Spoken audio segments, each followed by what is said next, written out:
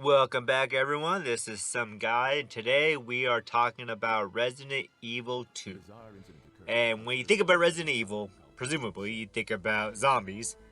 Obviously, I don't know you. Maybe, I don't know, you think about puppies or something. Probably not. I mean, you do shoot dogs, but also, besides zombies, you might think about what the original logo of Resident Evil was before they did the new ones. Umbrella. And Umbrella is this pharmaceutical company, and of course, pharmaceutical companies presumably are supposed to help people, making medicines, making treatments, all these things. But not to get too political, we have this term now, Big Pharma, where we've definitely seen the corrupted side of pharmaceutical companies, where they have all these ridiculous prices for the things that people need to live. And Resident Evil, surprisingly, back in the day, they kind of saw this as a problem. And I think that's one of the reasons why, if not the main reason, why they chose to make pharmaceutical companies the villain here. So Umbrella is this corrupted company that is in the background of this series. But before we get too much into that, we got our main characters here, Leon and Claire. And Leon has become the face of kind of the original Resident Evil, especially with Resident Evil 4. But this was back in the PlayStation times when Leon was this fresh-faced, doe-eyed rookie cop who comes and is presumably surprised by Raccoon City being on fire and crawling with zombies. He meets Claire, and a fiery explosion splits them up. And Leon says what seems like a throwaway line, but really did stick with me, especially as a kid. He said, "Let's split up, look for any survivors, and get out of here."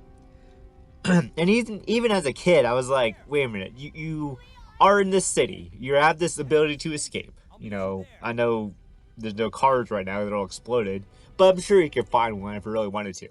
But no, he takes the job very seriously, and he's like, I'm going to find survivors. Claire has her agenda too. She wants to be a good sister and find her brother, Chris Redfield, who was one of the heroes in Resident Evil 1. So, Leon, staying profesh as a rookie cop, and Claire, looking for her brother, both agree to look for survivors, split up, and try to survive.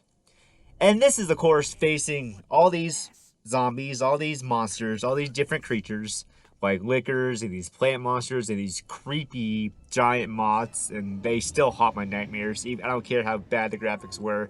I mean, I think they were pretty good back in the day, but those things creep me out. Point is, though, they were willing to face all these creatures, and even with that, they were expected to solve this ridiculous puzzle, all these puzzles throughout the game. And I don't know who made it. Maybe it was Umbrella, maybe it was Chief of Police, but someone had a lot of time on their hands to turn this presumably regular police station into a Zelda dungeon, complete with keys, with all these moving statues, hidden stairways, and even I was just like, what is this? What are we doing here? I don't know any police station that has this, but they still were willing to go through all this puzzle solving and zombie shooting and finding these green and red herbs to survive. And of course, find survivors. Leon finds Ada Wong, who is presumably looking for her boyfriend, and does other mysterious things. She kind of struck me as a Catwoman kind of character back in the day. I still think that. Having her own agenda. Not really bad, not really good. She's Ada Wong. Who knows?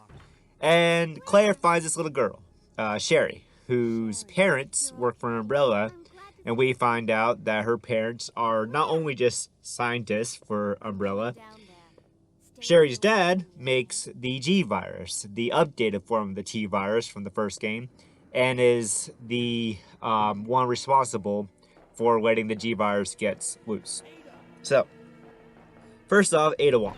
She is one of the lessons of the story, because we see she has her own agenda and goes on her own way, despite frustrating Leon, who, of course, just wants her to be okay and wants to save her life.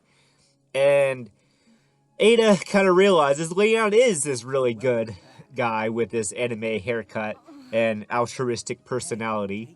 And she kind of realizes, hey, this is not only a good guy, but she becomes better, I think, because of Leon's influence. And it kind of shows how when you're incorrupt, when you have your purpose, in this case, Leon's purpose is to be a good police officer and look for survivors, you can influence other people with your goodness, with your incorruptibility. And so Ada, she is one who learns this lesson, especially when she pulls a gun on Leon after Leon gets the G virus.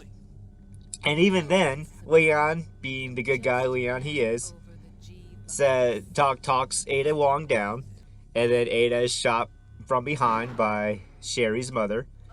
And as Ada is going off the bridge, Leon tries to save her life. And Ada does this kind of like, no, it doesn't matter, just let me go, kind of cliche thing. She didn't really say exactly all that, but the tone is kind of there. Ada let goes and presumably dies. But we find out later, at least, I'm pretty sure it's obvious, maybe not at this point, but, spoiler, maybe light spoiler warning.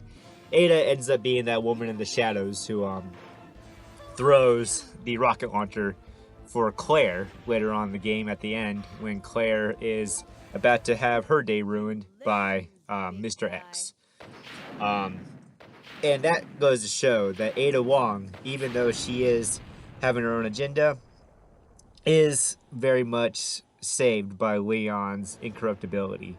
It shows how when you're that good of a person, you can really help others become better. And there's actually a quote from the Tao Te Ching. If you know my channel, you know I do follow Taoism a lot. And it goes like this: follow Tao in caring for a large population, and the people will not try to bring about corruption. Some will still have thoughts of corruption, but they will lack the support to bring them to fruition. Even if others support those who desire corruption, sages will never harm them nor give any opposition.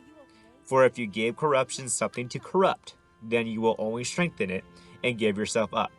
But if you leave it alone and keep tending to your people, then they will ignore corruption and choose to be peaceful. When both the leaders and their people stop fighting each other, their goals and focus combine to restore the nation and one another. So, I like to think Leon and Claire both are these sages who have this kind of intrinsic lesson in them that helps others.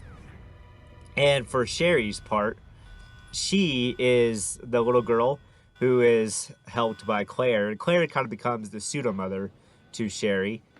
And Claire ends up not only being this good person to Sherry, she also is the one who finds out from the chief of police what exactly happened. The chief of police ends up telling Claire that he's corrupted.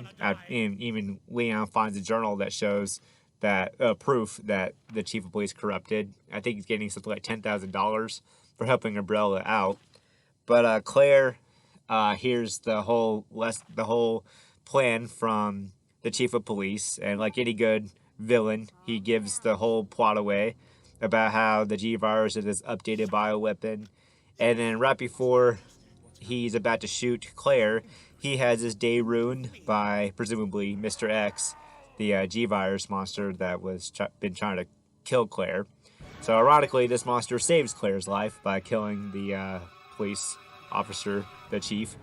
And I like to think Claire kind of, smiled a bit, I guess, like at this karma coming to save her, since chief of police is corrupted. But I don't know, I mean, he did literally get split in half in front of Claire, so maybe she didn't smile. But maybe, I don't know, she's used to this by now. She's seen all this gore everywhere. So the point is, though, she's saved, ironically, by the monster who's trying to kill her, and realizes that even the police, the thing that Leon is trying to be good guy Leon for, is corrupted themselves. And not all the police, of course, just the chief of police in this case. And so you have this world of corruption. You have these sages, Claire and Leon, who really are these good people who do not become corrupt. Because I really think that's what these zombies and creatures are. They are the personification of corruption.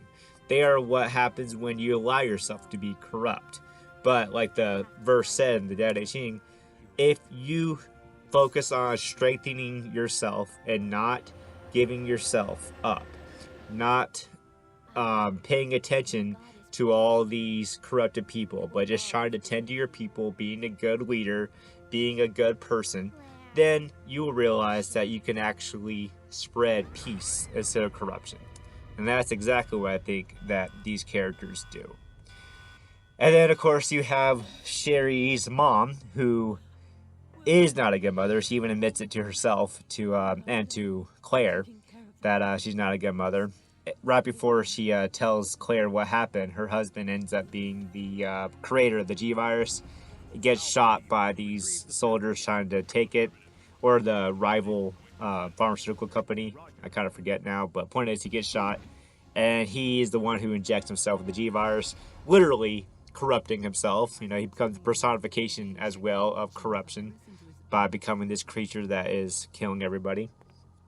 And so you have this whole lesson here that in a world of corruption, in a world that is dominated by zombies, by creatures, all these things that are products of a corrupted company, Umbrella, you have these two sages who have done so well to keep their purpose clear, to know who they are, and to still go through all this world, through all this whole zombie-filled place, just to help and make sure people can survive.